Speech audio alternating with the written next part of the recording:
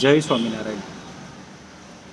બાળક પ્રેમની ભાષા સમજે છે, શીખે છે અને આચરણમાં લે છે. આવું અમે ઘણી બધી વખત શાળાની અંદર જોયું છે, બાળકોની અંદર પણ જોયું છે. પણ એનો એક જીવંત દાખલો પણ આજે સવારે શાળાની અંદર બન્યો છે કે એક દીકરી શાળાની અંદર રડતી હતી. એટલે ટીચરે મને કીધું એ પહેલાં તો મેં એક બીજા બાળકને કીધું દીદી રડે છે, તું એને છાની રાખ ને, તારાથી છાની રહેશે, મેં કીધું. એટલે એ બાળકે તરત પ્રયત્ન કર્યો અને થોડાક સમય પછી એ દીકરી છાની રહી ગઈ.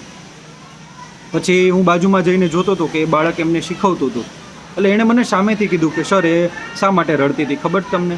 એમને આવડતું નહોતું ને એટલે રડતી હતી. જો આટલા નાના સંવાદમાં બન્યું શું? એક બાળકે બીજા બાળકને પ્રેમ આપ્યો, વહાલ આપ્યો. અમે પણ બાળકોને સતત વહાલ આપીએ છીએ અને તેનું પરિણામ અમે જોઈએ છીએ. તેનો હું વિડીયો મૂકું છું, તમે બધા ખાસ જોજો. જય સ્વામિનારાયણ.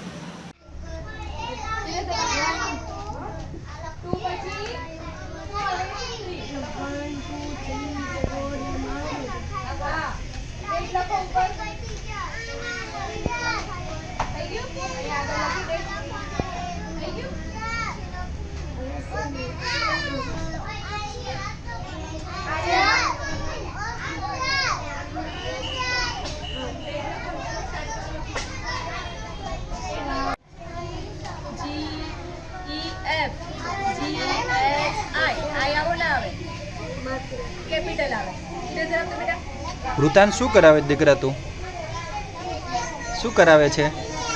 શીખવાડે છે દીદીને એમ? દીદી છાની શું થયું? તું આવડતું નહોતું એટલે રડવા મળી હતી, તે શીખવાડી દીધું એટલે છાની રહી ગઈ એમ? વાહ, સરસ. ચાલો, જોયું ને આપણે કે બાળક જેટલું લાલન પાલનથી શીખે છે ને એટલું એ બાળક એ કદાચ ખીજાવાથી, મારવાથી કે કહેવાથી એ શીખતું નથી.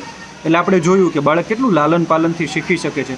પછી તો ઘણી બધી વખત આ લાંબો સંવાદ રહ્યો, પણ આ ટૂંકા સંવાદની અંદર પણ આપણને ખબર પડે છે કે બાળક હૂંફથી, કોઈ પણ એના હૂંફથી એ બાળક એ શાંત થાય છે, પ્રેમાળ બને છે અને વાત્સલ્ય સભર એ શિક્ષણ અને જીવનનું એ ખૂબ સારું એવું પાસું એ પોતે જીવી શકે છે. બસ આપણે પ્રેમ આપીએ.